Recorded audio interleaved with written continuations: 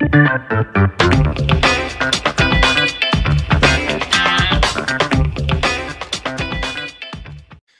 and welcome to another episode of the Real Estate Investing Club. I'm your host, Gabe Peterson, and this is the place investors go to gain actionable advice, learn about current market trends, and hear war stories from other professional investors out there in the field today.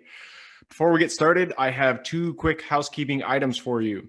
First, if you like this episode, we would very much appreciate a like, subscribe, and share. It is the best way to support the show and keep it running far into the future. Second, if you're a new investor looking to get started in real estate or an experienced investor looking to take your investing to the next level, I've created an ebook just for you that will cover how to find deals that are actually deals, how to finance those deals with little to no money down, and how to exit those deals for maximum value. On top of that, I throw in an insane amount of free bonuses that you'll have access to once you buy the ebook. All I charge is our admin costs to keep this show running. So if you're serious about real estate investing and want to create both active and passive income as an investor, head on over to the website at therealestateinvestingclub.com and click on the button that says get the ebook in the upper right-hand corner to grab yourself a copy.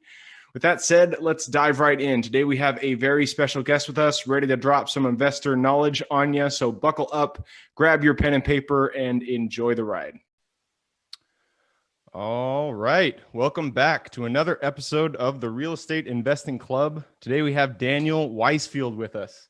Daniel is the co-founder of 3 Pillar Communities, a real estate investment firm providing high quality manufactured housing communities that residents are proud to call home. 3 Pillar Communities is a top 50 owner of manufactured housing communities in the United States. And as of January 2021, they operate 33 mobile home parks in 5 states, serving over 8,000 residents. Daniel holds a JD MBA from Yale and previously worked at McKinsey and the U.S. State Department. His professional aspiration is to increase the supply of affordable housing, build great homes in attractive neighborhoods, and conserve natural resources while delivering compelling risk-adjusted returns to investors. And on top of that, Daniel is one of the few people that I've actually done business with in the real world on the show. And I'm almost business. I've sent many deals to Daniel, and he's a very, as he says, he's very good at investing. So he knows his numbers. Daniel, I'm super happy to have you on the show. How are you? I'm thrilled to be here, Gabe. This is a lot of fun. Thanks for having me. Yeah, for sure. So as I said before the show, we always start with stories. So why don't you take us back to the beginning? I don't even think I know your story. So how'd you get started in real estate, and how'd you get from point A to point B? Okay, I will. I'm going to rewind in history. We're going to jump on a time machine and go back to 1931. Ooh, wow. All right. Yeah, we're going on the time warp. When my grandfather was born on a chicken farm in British Palestine, which later became Israel. Oh, wow. And he grew up and he fought in like 4 wars, helped establish the state of Israel, was like worked as a farm boy. He was running a chicken farm and he wanted an opportunity. He too much war, not enough economic opportunity. So he immigrated to Seattle in 1968. And I think, you're from the Seattle area, right, Gabe? Is that still where you live? And actually, I want to jump in. I try not to jump into people's stories, but no, please jump in.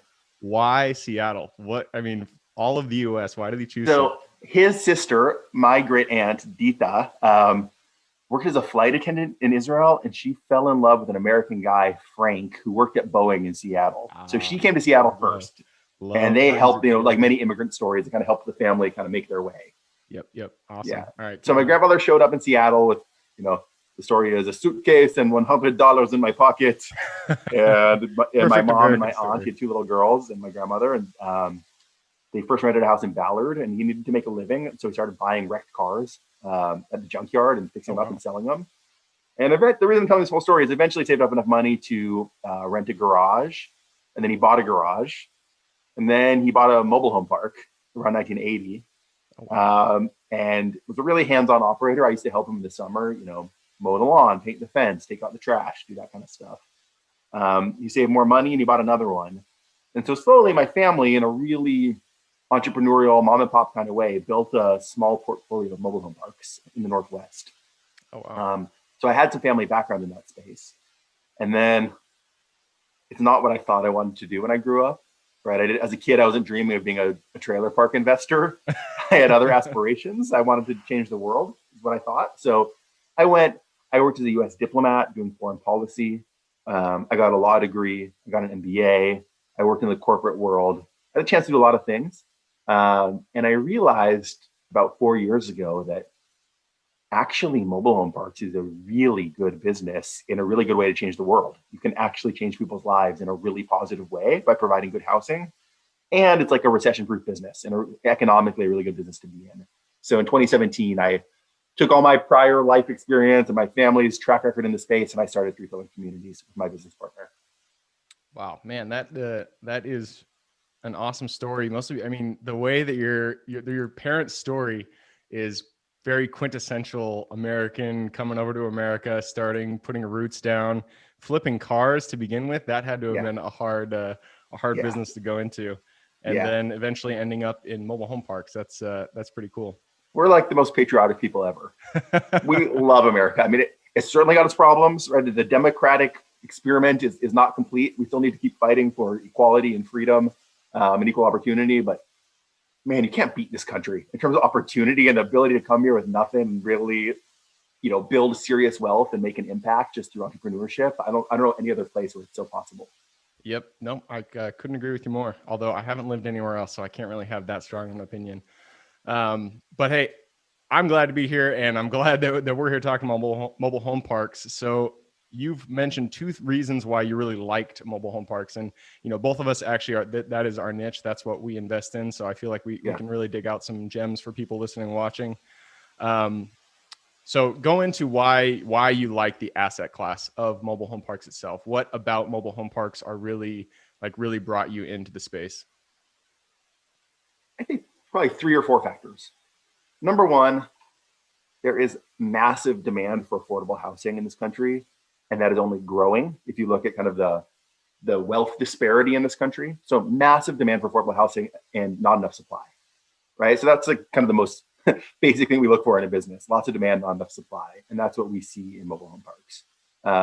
So I don't know what your experience has been with your parks, but for us, with our parks in the Western U.S., we're basically like 0 vacancy all the time. Occasionally we have vacancies, like if we buy a turnaround park, but once we get it full, like we're basically full all the time. And even in economic shocks like COVID or the 08-09 recession, our parks stay full, the tenants keep paying rent. So that's number one. Number two, the fact that our tenants are homeowners, right? They own their home and we own the land underneath, and they pay us a lot rent every month.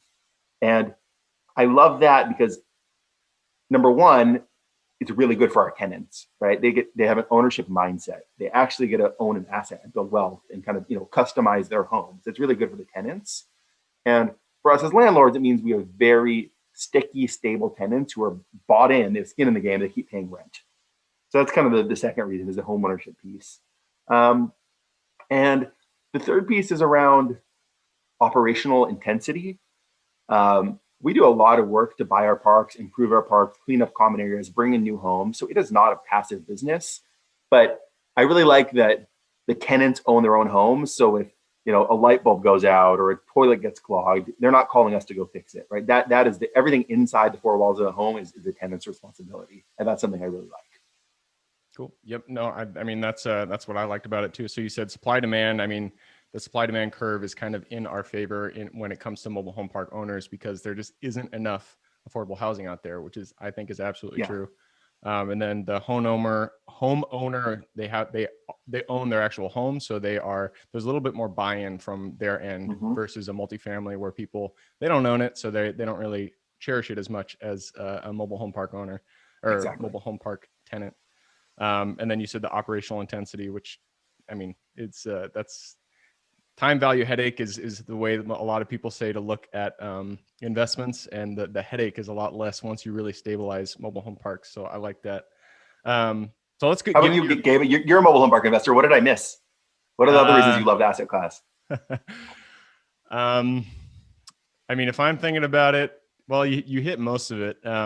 I haven't had a ton of experience in stick builts. I've bought a few multifamily and single family, and the main thing that I really didn't like about that asset class, I mean, I really like real estate in general. I think it's an awesome career path to choose. I was like you. I had no idea. I was not coming into real estate. That was not my goal. But I ended up here, and I'm really glad I landed here. But I mean, with that said, multifamily, having to fix toilets and fix roofs and all the different operational issues. If you don't have just a property manager who just knocks it out of the park and can bid out projects very well, it can be a headache. And I feel like that is, for me, for mobile home parks, that's one of the main things that drive me to it, from the owner side. From the tenant side, I mean, I am 100% agree with you that there just isn't enough supply, or there isn't enough supply of affordable housing in the U.S. today, especially here in Seattle. It's just way too expensive to rent just a normal 1-bed, 2-bed apartment. And so mobile home parks are the answer. They are a great answer to that kind of problem. But yeah, I'm going to get off my soapbox because that's my take on it. Cool. But I want to hear a little bit more from your perspective. So, so when you go and you have 33 mobile home parks, you have a lot more experience than I do. So, what is it that you look for when you, I think I know a little bit about your opinion here, but what do you look for when you analyze mobile home parks? What are the main elements that you're interested in? Good question. So the first thing I care about is market. Right? Location. And I think, location is the first 3 rules in real estate. But people sometimes forget that, and they fall in love with the mobile home park asset class and the mobile home park story. And they get, there's a lot of literature online, and people all want to become mobile home park investors and mobile home university. So people kind of get caught up in mobile home park investing, and they forget the first 3 rules of real estate, which is location. And so people push out to really marginal markets where you have, tiny MSA, negative population growth, potentially really low income, where you might be dealing with kind of certain demographic issues. And they just fall in love with, hey, I'm going to buy a park. And it's, 30% occupancy, and I'm buying it at a 10 cap and I get a crazy return. Well, it's probably 30% occupancy at a 10 cap for a reason, right? There might be a reason for that. And so like the first thing, we have there are all sorts of strategies out there, and there are people who are doing really well and doing right by their tenants, making a lot of money buying broken parks and broken markets. So that is a strategy. But we have preferred to focus on strong markets where affordable housing demand really exceeds supply. Yep. So that we know that if we buy a park, it's always going to be full. And if we have a tenant who leaves or dies or something like that, we've got a long waiting list waiting to fill it. That is our preference for our strategy. Yep. So then once we're in a good market, we like the market, we are super flexible in terms of deal criteria. Like we'll do beautiful Class A parks, and we'll pay a premium for them. We'll do Class B, kind of middle of the road parks. We'll do really ugly Class C parks and buy them and turn them around and fix them up and make them a place our residents are proud of.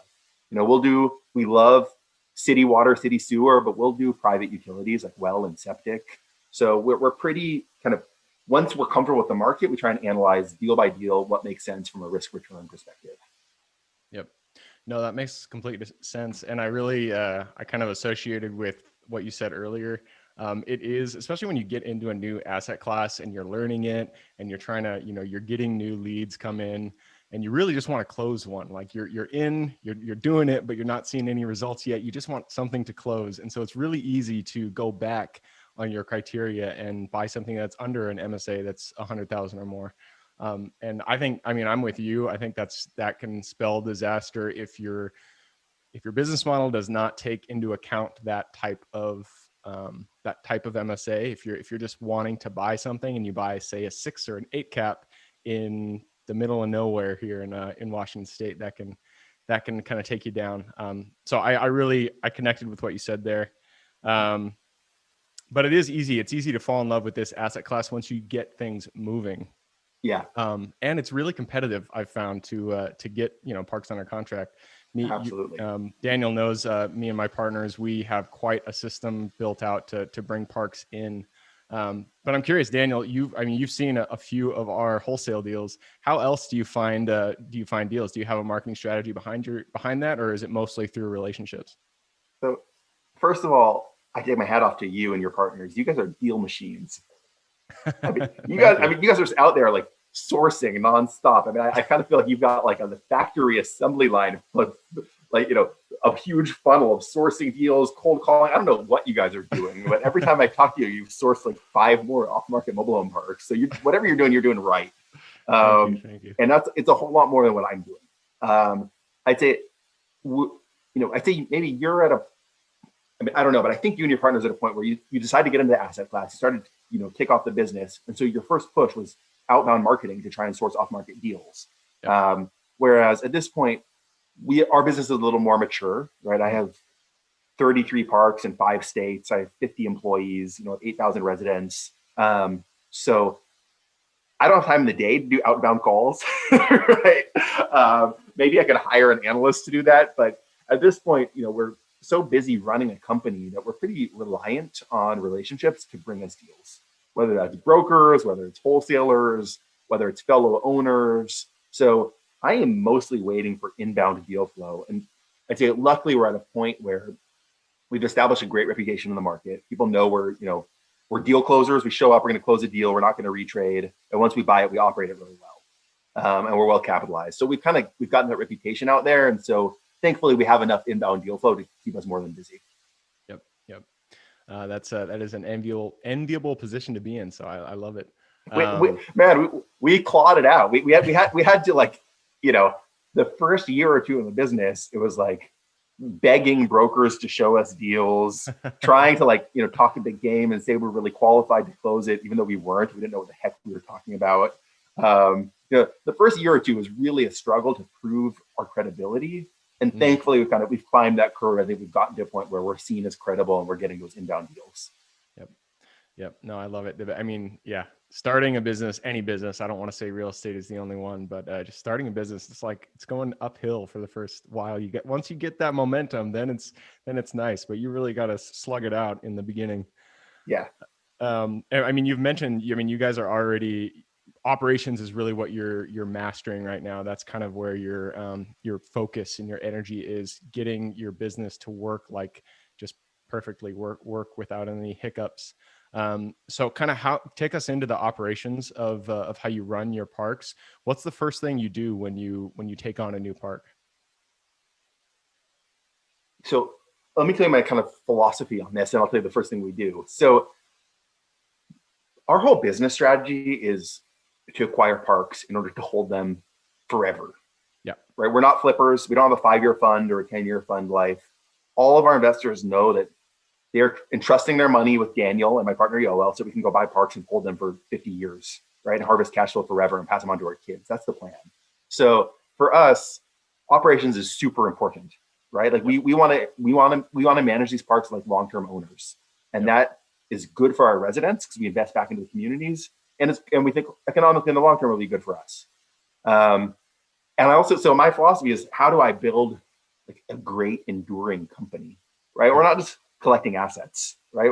I'm building a real company here. And I look at great companies like Southwest Airlines or Amazon or other companies that have a very distinctive culture. And I think, how do I build a company like that? My employees are stoked to go to work, feel totally bought into the mission, have an owner's mindset, and we have a strong culture with values, so people know how to behave and what decision to make when they're talking to Joe Tennant about the motorcycle on their lawn, right? I want my employees to know what decision to make without asking, because they know what our values are. Yep. So that's really my big project this year in 2021. Making sure that culture is strong and percolates down to our employees, all the way down to our maintenance techs. And so to answer your question directly about what's the first thing we do when we buy a park, I mean, first is all the work of due diligence and financing and all the hard stuff to get a deal done. But I'd say on the day of closing, we kind of have a playbook that we run. We think about the business in 3 or 4 different areas. The first thing is safety and compliance, safety first. The next thing for us is profitability. So looking at vacancies and revenue and the cost side. The third piece is resident relations. And the fourth piece is physical assets. And so I look at the park through those 4 different lenses, and we create a business plan and we implement a business plan. Awesome. And I'm if anybody's watching the video, I'm actually sitting here scribbling down notes because this is gold. This guy has a lot of experience. And take it for what it's worth. Free advice. It's only worth what you paid for it. But yeah, and Gabe, I'm happy to catch up with you offline or any of your other listeners. If anyone wants to talk to me more about our operations playbook, I'm happy to kind of go into more detail on that, kind of in another setting. Yep. No, I love it. And I love that safety compliance comes first, because that really is, I mean, that's the most important thing, especially Absolutely. with mobile home parks. There are some interesting issues that we found that sellers have with their parks. Some of these mom and pops have just kind of been hanging out there. Daniel actually saw one of our deals. I'm not going to name specifics, but it was a very relatively large park that just had so many issues. The electrical was wrong. The plumbing was Orangeburg piping, which is not a good type of piping, and all this stuff. So fixing that safety and compliance, I like that that's the number one thing that you guys focus on. Mm-hmm. And shoot, man, that already brings us to the point. We're at the 20-minute mark. So I got to push us into the quick question round. You ready to move on? Yeah. Should I do it? Is this like lightning round style? Should I just bounce it out quick? I mean, originally that was the idea, but it has never played out that way. So just answer it how you please. Okay. Starts out with books, because I'm a big bookie. So why don't you tell me your number one real estate book, and then your number one general life wisdom book? I don't think I've ever read a real estate book. Okay. I read like fiction and history. I want to be imaginative, right? I want to be creative. That's the stuff I want to learn about. I like it. Number one life advice book. Okay, I'm going to go here with my religious bias here. My partner and I are both observant Jews, so we're really into like our holy book, and that's where I get a lot of wisdom. Nope, that's great. That many people answer that way, so I love it. So give me your number one history book, and not real estate. Your number one history. All right, I'll give you the most recent history book. This past weekend, I was on my wedding anniversary with my wife. We went away for the weekend, and the place we stayed had the Kern County Centennial Yearbook. Kern County was California, which Bakersfield was established in like 1855. They put together a centennial committee in 1955 and published a kind of a retrospective on 100 years of history. Such a fascinating document for two reasons. One is historically to understand the history of Kern County in terms of the oil boom, outlaw history, cattle, citrus, how water and irrigation changed like the nature of that place. Secondly, and not just the history, but the historiography, which is the study of how history is told. Looking at how this 1955 all white, all male group of people like thought about their history was fascinating, kind of from the current lens. That's really cool. No, I love reading histories of just small towns and seeing how they change over time. I just read Seattle and Tacoma's, and it's crazy stuff. And my girlfriend and I just listened to the podcast on the gold rush in San Francisco. Cool. Stuff blows my mind. I love it. Amazing. Moving on though. So quick question round, right? Next question. This goes into, it's an opportunity for you to brag a little bit, flex your muscles. Tell us, what is your Superman strength? What are you great at? Man, I'm not Superman at anything. I feel like I'm just dropping balls left and right. My life is a series of dropping balls. So juggling, that's your Superman strength. Yeah, maybe juggling. No, I think my real strength is having a vision and seeing possibilities where other people might not see them. I am good at vision and creativity and kind of conceiving a future state. I'm not the best executor. I'm not the best implementer. I'm not the best finance guy, but I'm kind of good at like getting people bought into the vision and getting the right team around me to actually make it come true. Love it. Love it. Moving on. This one is for your younger self. So if you could go back to that Daniel who was watching his dad, work on the mobile home parks, helping him out here and there, go up to him, look him in the eye, shake his hand, give him one piece of advice moving forward.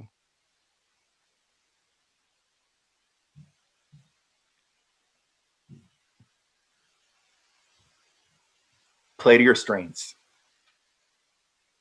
I like it. That's it. Play to your strengths. Yep, that is a good piece of advice if there ever was. Moving on, and this is for real estate investing in particular. The United States is a big place. What area are you excited to invest in today? I would love to be investing in Boise and Salt Lake City. I don't have any deals there yet, but that's where I would like to go. Boise and Salt Lake. All right. Why Salt Lake? You're the first person who said Salt Lake. You ever been to Salt Lake City? I've driven through it. I haven't been there. You ever worked with members of the Church of Latter-day Saints? I have not, no. I have so much respect for the culture of Utah, the culture of Salt Lake City. That place is growing because business wants to be there because it is business friendly. You have a hardworking, high integrity pool of people who live there. I think it's great. I love it. Awesome. Sold. I love it. And this is the last question. This is for the listeners and the viewers. You've given us a lot of good advice for real estate, for mobile home parks in specific. I know there's people out there that want to reach out and say hi. So what's the best way for them to connect with you? Email me at info@threepillarcommunities.com. 3 is spelled out, THREE, pillarcommunities.com. Or you can go to our website, threepillarcommunities.com, and there's a little bar in the upper right to get in touch with us. Perfect. And I will put those links in the show notes. So if you guys click a little more in the description, that'll pop down the full description in there. You'll be able to find those links, click through, say hi to Daniel, chat a little bit about mobile home parks. Awesome. Well, Daniel, again, thank you for hopping on here. It's a pleasure.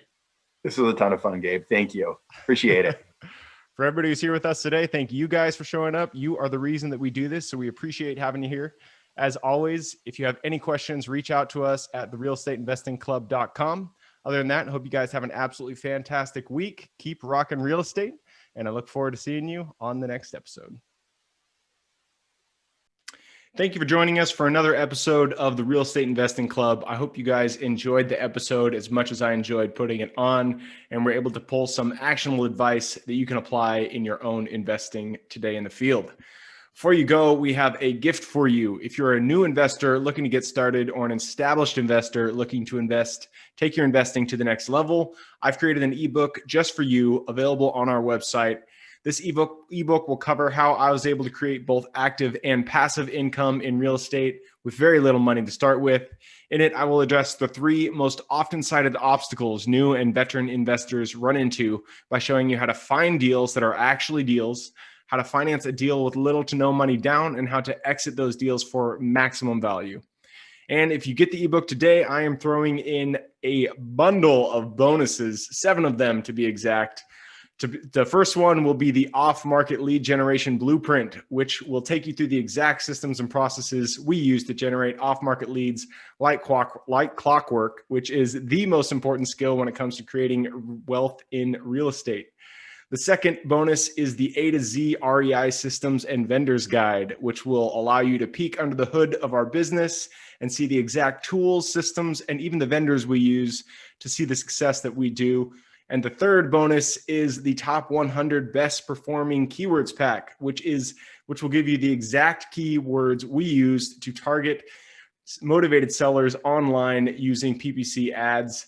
The fourth bonus is our contracts bundle for wholesaling and renting real estate, which will give you access to all the contracts we use in the field to execute all different types of transactions. After that is the Investors Quick Analysis Calculator and Offer Tool, which will allow you to quickly calculate whether a deal is an actual deal and will allow you to create an offer automatically from those calculations. This is a lot of bonuses that I said. I'm just going to keep going down the list. Number 6 is the Investors Daily Success Tracker, which is a tracker you can use to ensure you are taking the right actions day in and day out to reach your financial goals in real estate. And the last bonus is the Wholesalers Template for Quick Assignment Cash, which will give you the templates we use to present our wholesale deals professionally and efficiently to our buyers. Whew, that is a bundle. So it's a mouthful. You get all of those bonuses for free when you download the ebook. All we charge is the admin cost to run the show. So if you're interested in the ebook and the bonus bundle, head on over to the website at therealestateinvestingclub.com. Click on Get the Ebook Bundle at the top of the page to take advantage of that deal. And with that said, I hope you have a fantastic day and even better week. Keep rocking real estate, and I look forward to seeing you on the next episode.